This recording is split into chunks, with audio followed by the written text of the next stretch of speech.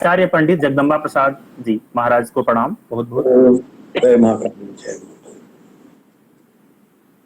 ओम बिंदुस्थिते बिंदुकलैकरूपे बिंदात्मिके ब्रह्मचित् प्रकाशे बृहत्कुचाम्भोज बिलोलहारे बृहत् प्रभावै ललिते नमस्ते।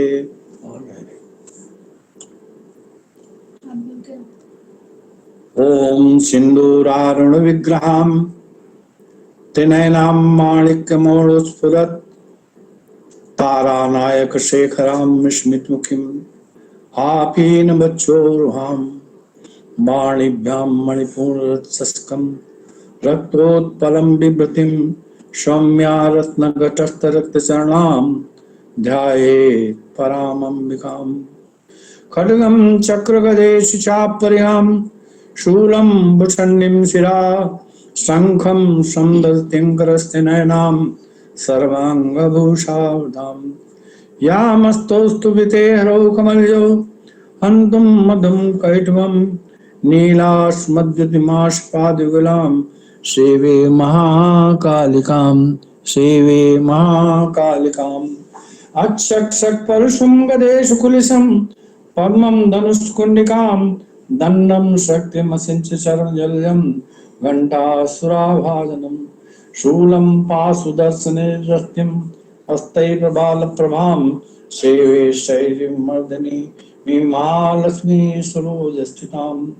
घण्टाशूलहाराणि शङ्खमुसले चक्रं धनुष्सायकं हस्ताब्जदलतिङ्गनान्तविलसत् सीतांशुतुल्यप्रभां गौरीदेशमुद्भवां त्रिजगताम् आधारभूतां महापूर्वामर्त सरस्वती मन भजे शुम्भादिदैत्यादिनीं। शुक्लां ब्रह्म विचारसार परमां आद्यां जगत व्यापिनी वीणा पुस्तक धारणीं अभयदां भयदां वाण्यां वीणा पुस्तक धारणीं अभयदाम्।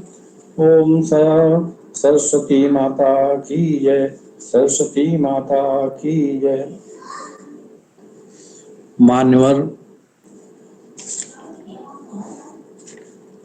आचार्य श्री रविशंकर पाराशर महाराज एवं पूज्य अक्षयानंद जी महाराज हरिद्वार एवं कार्यक्रम में स्वनाम धन्य सभी उपस्थित बंधुवर्ग को मेरा सादर प्रणाम अभिवादन यथोचित रूप से स्वीकार। नैमिषारण्य पावन धरित्री जहां पर अनेक वादों को एक वादों में पिरोहित करने वाली शक्ति का प्राकट्य हुआ। 88,000 ऋषियों की पावन तपस्थली में अनेकों ऋषि मुनियों ने विश्व को यह संदेश दिया, कलयुग में प्रत्येक घर में होने वाली सत्यनारायण की कथा का प्रथम जन्म नैमिषारण्य में ही हुआ, जिसका प्रथम श्लोक है एकदा नैमिषारण्ये ऋषिया शौनकादया प्रपच्छ मुनया सेवेषुतम पौराण। विश्व का कल्याण कैसे हो, इसका समाधान अगर कहीं हुआ है तो नैमिषारण्य की पृष्ठभूमि में हुआ। हमारे ऋषि मुनियों की परंपरा रही, जहां पर बहती हुई नदियों का तट मिला वहीं पर अपनी साधना विश्व के कल्याण के लिए, समाज के कल्याण के लिए कार्यरत हुए और अनेकों घाट बने। उन सब तीर्थों में हरिद्वार, जो हरि का द्वार कहा जाता है, वहां पर एक बिंदु स्वरूप सूक्ष्मात्म सूक्ष्म हर बीज के अंदर एक विशाल वृक्ष छुपा होता है, ऐसा विचार मानव धर्म के लिए, मानव धर्म क्या है, उस तट पर हमारे प्रथम अंतिम शिष्य श्री आदर्श शुक्ल जी ने प्रारंभ किया और मेरा आंतरिक हृदय से शुभकामना है इसी प्रकार से कार्य होते रहे। हमारे विज्ञान ने भी कहा है पदार्थ का घनत्व जितना कम हो जाता है तो उतना उसके पावर्स एनर्जी विध्वंसात्मक और सृजनात्मक दोनों बढ़ जाती है।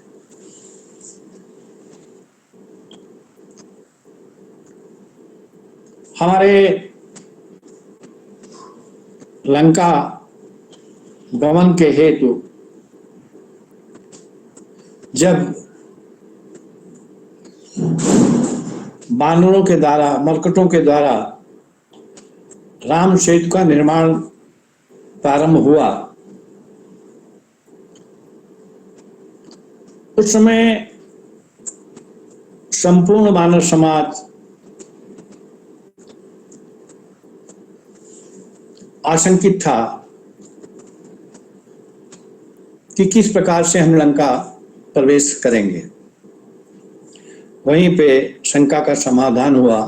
नल और नील नाम के दो वानर जो हैं उनके द्वारा यदि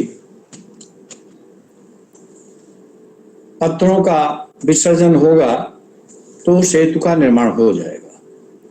तो इस प्रकार सभी मरकट और जो देवताओं के रूप में वानर थे अपने अपने पत्थर डालने लगे।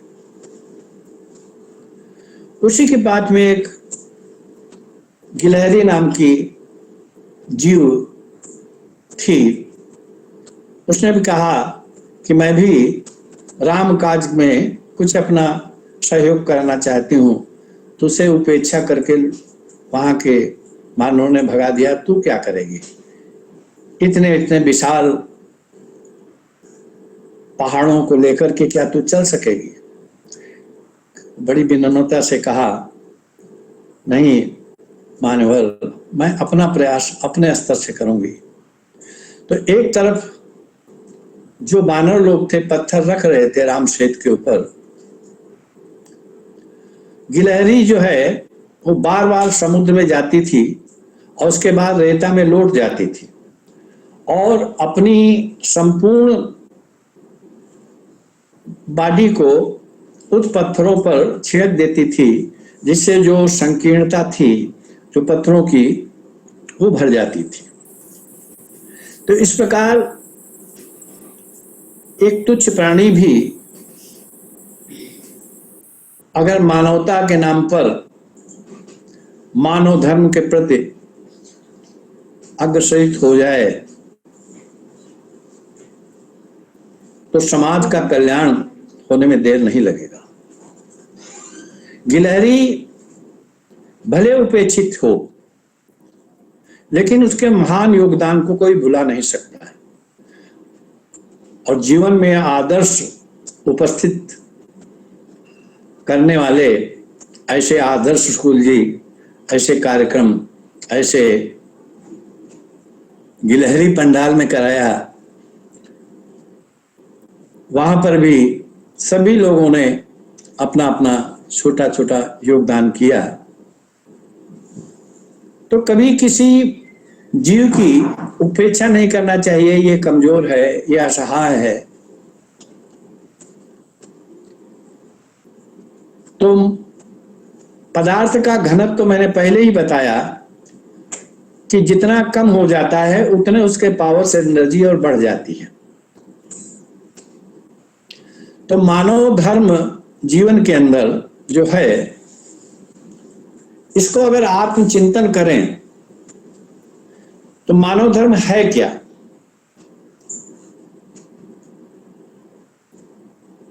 धर्मार्थ काम मोक्षाणाम यस्यैकोपि न विद्यते अजा गलस्तनस्तैव तस्य जन्मा निरर्थका। धर्म अर्थ काम मोक्ष, यदि एको कोई किसी व्यक्ति के पास नहीं है तो जैसे बकरी के गले में स्तन जो होते हैं उनसे कोई उसका उपयोग नहीं हो सकता है। तो इस प्रकार से ये कार्यक्रम मानव सेवाय माधव सेवा का जो कार्यक्रम हुआ बड़ा सराहनीय है और स्तुत्य है। ये कार्यक्रम जो हुआ हमारे आदर्श जी ने जो किया, एक स्मृति में मानस पटल पे अंकित होता है। हमारे परम पूज्य महात्मा गांधी जी ने 3 बंदर बनाए थे और आज भी कहीं कहीं पे प्रस्तर पे वो अंकित हैं। बुरा मत बोलो, मुख के ऊपर हाथ है। बुरा मत सुनो, कान पे हाथ है। बुरा मत देखो, बुराइयां को आप अवलोकन न करें। लेकिन मेरे दृष्टिकोण में यदि उस समकालीन समय में होता तो मैं महात्मा गांधी जी से एक निवेदन और जरूर करता कि महान्यवर एक बंदर की स्थापना यहाँ पे और होनी चाहिए और जिसका हस्त मस्तक के ऊपर। बुरा मत सोचो, बुरा मत कहो, बुरा मत बोलो। तो वो बंदर का संदेश होना चाहिए कि बुरा मत सोचो। अगर जीवन में ये चिंतन आ जाए हम किसी का बुरा नहीं करेंगे तो समाज का कल्याण स्वाभाविक रूप से अपने आप हो जाता है। मैं अधिक समय न लेकर के हमारे पूर्व वक्तव्य हमारे स्वामी अच्छानंद जी महाराज, उनका प्रतिबिंब देख करके मुझे कुछ स्मृतियां आकित हो गई। मुझे भ्रम हुआ कि मैं जब स्वामी नारदानंद जी जीवित के बचपन में मैं जाता था, डॉक्टर स्वामी दयाल और शोभाराम जी आते थे, तो इसी प्रकार से एक हमारे सहपाठी हुआ करते थे, बिल्कुल प्रतिबिंब वैसे ही दिखाई पड़ा। तो बड़ा अच्छा लगा उनका वक्तव्य।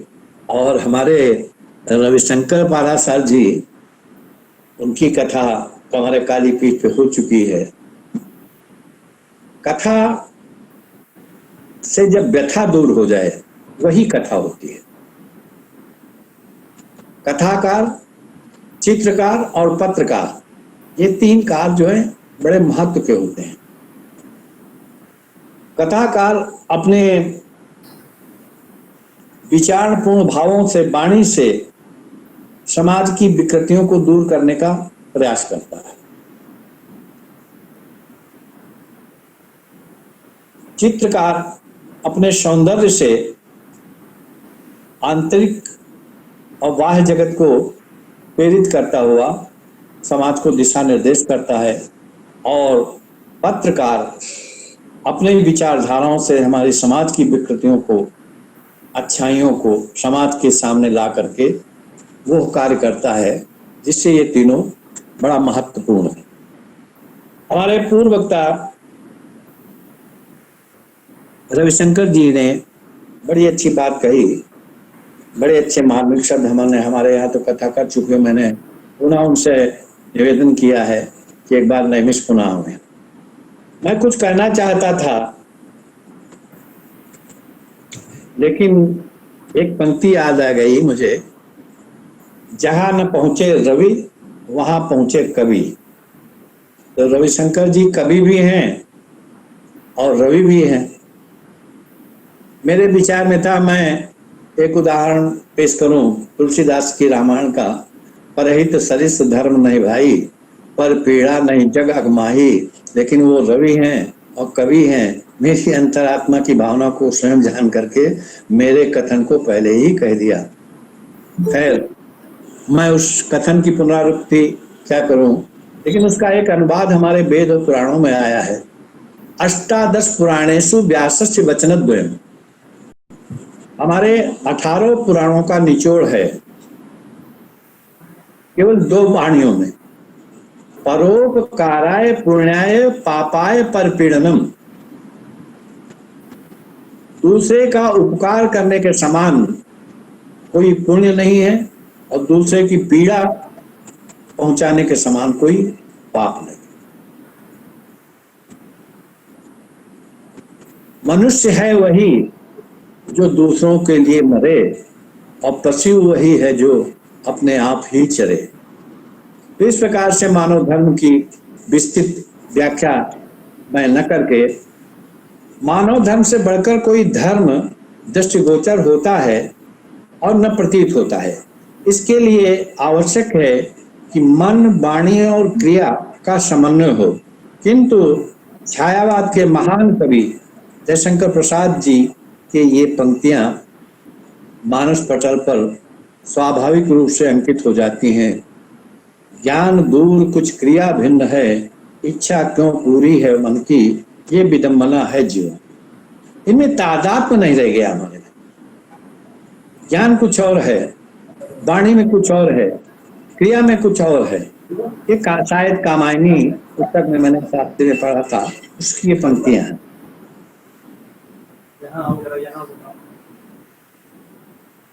और इनका अनुवाद व्यास जी ने पुराण में भी कहा, जो मैंने पहले बताया। धर्म एक सागर है जिसमें विश्व की संपूर्ण संस्कृतियों की नदियां समाहित हो जाती। धारते या सा धर्मा यतो धर्मा ततो जया धर्मेण हन्यते व्याधि। संपूर्ण विश्व की सामाजिक न्याय प्रक्रिया को जो संरक्षित रख सके, धारण कर सके, वही धर्म है।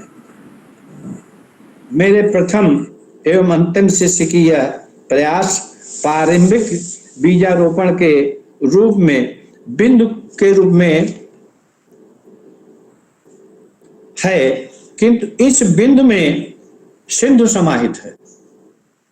मेरा विश्वास है मानव धर्म के प्रचार एवं प्रसार में श्री आदर्श जी का सतत प्रयास वटवृक्ष के स्वरूप में पुष्पित एवं पल्लवित होकर विशाल रूप से समाज को गतिशील बनाता हुआ शीतल छाया प्रदान करेगा। धर्म को जीवन का अनिवार्य अंग मानते हुए टॉलस्टॉय, हमारे पाश्चात्य सभ्यता, पाश्चात्य देश के जो एक अच्छे राइटर थे, अपनी पुस्तक में लिखा है, धर्म क्या है। जो लोग धर्म को बहिष्कृत करके केवल विज्ञान को ही अपने जीवन का पथ प्रदर्शक बनाना चाहते हैं, वो बहुत बड़ी भूल है। भौतिक विज्ञान केवल उन बातों की ही मीमांसा करता है जो वर्तमान काल में उपस्थित हैं। वो जीवन के अगणित आने वाली समस्याओं के समाधान की योग्यता नहीं रखता, क्योंकि वैज्ञानिक स्वयं इन प्रश्नों को अपनी सीमा के बाहर समझते हैं। टॉलस्टॉय अपनी उपरोक्त पुस्तक में लिखते हैं कि कभी कोई समय था, देश ऐसा नहीं था जब या वहां मनुष्य बिना धर्म के रह सकते हो। ये कैसी अविवेकपूर्ण बात है कि आज का तथाकथित बुद्धिजीवी ये कहता है कि हम बिना धर्म के रह सकते हैं तथा हमको रहना चाहिए। इस प्रकार की विडंबना हमारे जीवन के अंदर जो है बड़ी विचित्र है। विज्ञान और धर्म, इनका दोनों का अन्योन्या से संबंध है। न विज्ञान को धर्म से अलग किया जा सकता है, न धर्म को विज्ञान से। विज्ञान और धर्म एक दूसरे से नियंत्रित होना चाहिए। व्यवहारिक जीवन में भी आप देखें, जब धर्म विज्ञान से अनियंत्रित हो जाता है तो उसमें रूढ़िवादिता और अंधविश्वास पैदा हो जाता है। और जब विज्ञान धर्म से विपरीत हो जाता है तो मानव संहार के लिए हिरोशिमा से कांड पैदा कर देता है। तो समाज में इन दोनों चीजों का समन्वय होना बहुत आवश्यक है। हमारे आदर्श जी ने हमें कहा ऑक्सीजन के विषय में, आज कोविड काल में ऐसी मारामारी मिली है, एक लाश जा रही, दूसरी आ रही है, केवल ऑक्सीजन की कमी की वजह से। बड़ा अच्छा विषय है हमारा धर्म, हमारी प्राणवायु, प्राण अपान व्यान उदान समान, ये चीजों सभी चीजों में विकृतियां आ रही। आप हमारे पुराने ऋषि मुनियों को देखिए, च्यवन ऋषि थे, सुकन्या ने कहा, कौतूहल बस नेत्रों में अंगुली वो डाल दिया, एक सीख खून बहने लगा। इसका मतलब वो उनके ऊपर वाल्मीकि मतलब जो वो मिट्टी होती थी तो जम गई थी, लेकिन फिर भी प्राणवायु में इतनी शक्ति थी कि वो जीवित थी। इस प्रकार हमारे धर्म, मानव धर्म जो है हमारा सबसे बड़ा प्राचीन धर्म जो है, अगर देखा जाए तो सनातन धर्म है। और हमारा धर्म जो है वसुधैव कुटुंबकम की भावना से निहित है। सर्वे भवन्तु सुखिनः, सर्वे सन्तु निरामया, सर्वे भद्राणि पश्यन्तु मा कश्चित् दुःखं मात्। अगर हमारे अंदर संकीर्णता होती तो हम कहते हिंदू भवन्तु सुखिनः। हमारे सर्वे भवन्तु सुखिनः में सत्य क्या प्रत्येक जीव की कल्याण की भावना निहित है, ऐसा मेरा अपना विचार है। और दुनिया में एक लीगल संविधान में एक व्यवस्था है, जिस प्रॉपर्टी का कोई ओनर होता है तो उसके नाम, उसके बच्चों के नाम वसीयत हो जाती है। आपको आश्चर्य होगा, इस्लाम धर्म, ईसाई धर्म, बौद्ध धर्म, सिख धर्म, यहूदी धर्म, इनका सबका प्रवर्तक मिल जाएगा, संचालक मिल जाएगा। लेकिन सनातन धर्म किसके द्वारा संचालित है? अगर कहा जाए रामायण के समय में, तो जब जब हो धर्म की हानि, तो इसका मतलब उस समय भी धर्म था। कृष्ण काल में अगर आप देखें, यदा यदा धर्मस्य ग्लानिर्भवति भारत, उस समय भी धर्म था। जिस प्रॉपर्टी का कोई ओनर न हो तो वो शासन की सत्ता हो जाती है। तो इस प्रकार इस सनातन धर्म जो विश्व के कल्याण के लिए बना, उसका मालिक कौन हुआ? व्यक्ति नहीं, परमपिता परमेश्वर हुआ। तो परमपिता परमेश्वर हमारे मानव धर्म का जो एक संकल्प है, हमारे आदर्श शुक्ला जी का, समझ गए, वो हो, इनको प्राप्त हो। और यह भी जरूरी है, बहिर्याग की उपासना से अंतर्याग की उपासना बड़ी महत्वपूर्ण रखती है। हमारे ऋषि मुनियों ने अंतर्याग की उपासना की, और इसके लिए बहुत बड़ी साधना की आवश्यकता होती है। और आदर्श शुक्ला जी को हम बहुत बड़ा सौभाग्यशाली समझते हैं। उन्होंने बौद्धिक साधना तो की ही है, वामांग में भी उनको साधना नाम की धर्मपत्नी प्राप्त हुई। इसलिए मेरी हार्दिक शुभकामना है वो जीवन में पूर्ण रूप सफल हो। अंत में मैं यही कहूंगा, आप जीवन में वाणी कर्म क्रिया तीनों का समन्वय रखें। मनस्येकम वचस्येकम कर्मस्येकम महात्मनाम मनस्सन्नत वचस्सन्नत कर्म दुरात्मनाम सर्वे भवन्तु सुखिनः, सर्वे सन्तु निरामया, सर्वे भद्राणि पश्यन्तु मा कश्चित् दुःखं मात्। धन्यवाद, समय ज्यादा ले लिया आप लोगों का, क्षमा करना। बहुत बहुत धन्यवाद आचार्य जी। आपने बिल्कुल सत्य कहा कि मानव धर्म से बड़ा कोई धर्म नहीं है, और आपके अमृत वचन निश्चित ही हमारे समाज के लिए बहुत ही उपयोगी हैं, और हम सभी लोग आपको आश्वस्त करते हैं, हम लोग इसका अनुपालन करेंगे। और